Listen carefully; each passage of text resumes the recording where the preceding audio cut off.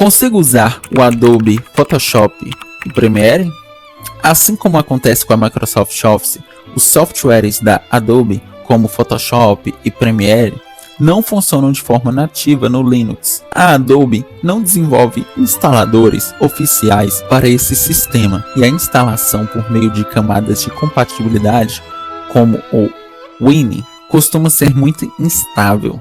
No entanto, o ecossistema Linux oferece excelentes alternativas que substituem essas ferramentas com qualidade profissional. Para substituir o Adobe Photoshop, por exemplo, nós temos o GIMP, Programa de Manipulação de Imagem. É o principal editor de imagens do mundo do código aberto. Ele é totalmente gratuito, extremamente leve e conta com recursos avançados de camadas, pincéis e máscaras. Nós temos outro, que é o Photopea, uma alternativa excelente que roda diretamente pelo navegador de internet. Ele é um clone visual perfeito do Photoshop, suporta arquivos .psd originais e serve para edições rápidas, sem precisar instalar nada no computador. Estamos aqui no site do Photopea.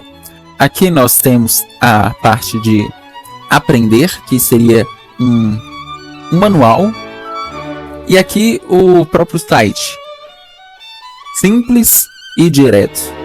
Ele é um site que usa o próprio dispositivo, ou seja, ele vai usar a força do seu processador, a força da sua placa de vídeo, memória RAM, para trabalhar. Então, conforme as especificações do computador, quanto melhor, mais rápido e fluido vai ser o seu trabalho com o Photopea, funcionando até mesmo no celular. Agora, para substituir o Adobe Premiere, nós temos o DaVinci Resolve. É um dos softwares mais poderosos do cinema mundial e possui uma versão oficial e nativa para o Linux. Ele entrega um desempenho brutal para edição profissional, efeitos visuais e correção de cor, sendo usado inclusive por grandes estúdios de Hollywood. A única exigência é ter um computador com placa de vídeo dedicada bem configurada. Para um outro cenário, nós temos Kdenlive, um editor gratuito e de código aberto, focado em leveza. Ele é ideal para computadores intermediários e perfeito para as edições do dia a dia, como vídeos para YouTube, Shorts e Reels. Temos também o CapCut e alguns editores de vídeo online, que precisam apenas de acesso à internet para acessar do navegador.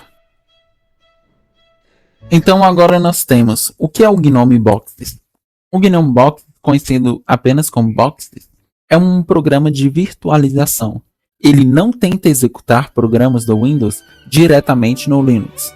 Em vez disso, cria uma máquina virtual, ou seja, um computador virtual dentro do computador físico. Nessa máquina virtual é possível instalar um sistema operacional completo, como Windows, Ubuntu, Fedora, outras distribuições Linux. Depois que o Windows é instalado na máquina virtual, os programas funcionam exatamente como funcionariam em um computador físico, pois estão sendo executados dentro do próprio Windows. A questão da ISO eu já baixei no próprio site da Microsoft, ou antigamente estava disponibilizado as ISOs do Windows 10. No caso eu tenho duas aqui, que uma é apenas backup, e como vocês podem ver, inicia rapidamente.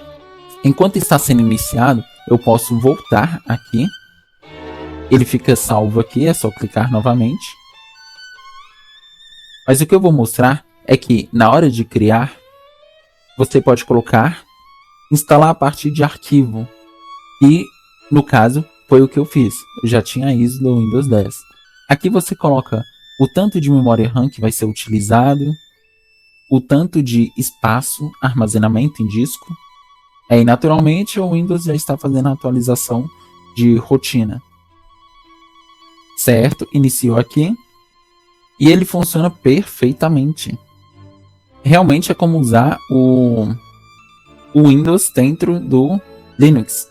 Eu venho aqui em configurações.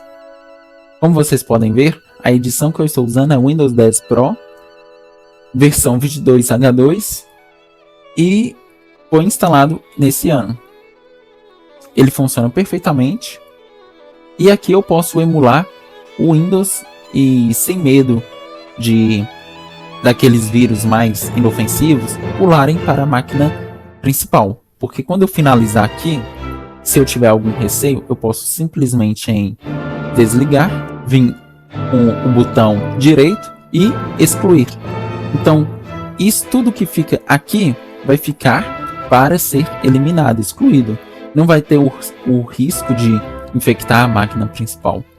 E você pode criar uma cópia, clonar, para poder não precisar fazer as configurações tudo de novo. Então vimos que você não vai ficar sem trabalhar ou estudar se mudar para o Linux. As ferramentas mudam, mas a produtividade continua a mesma.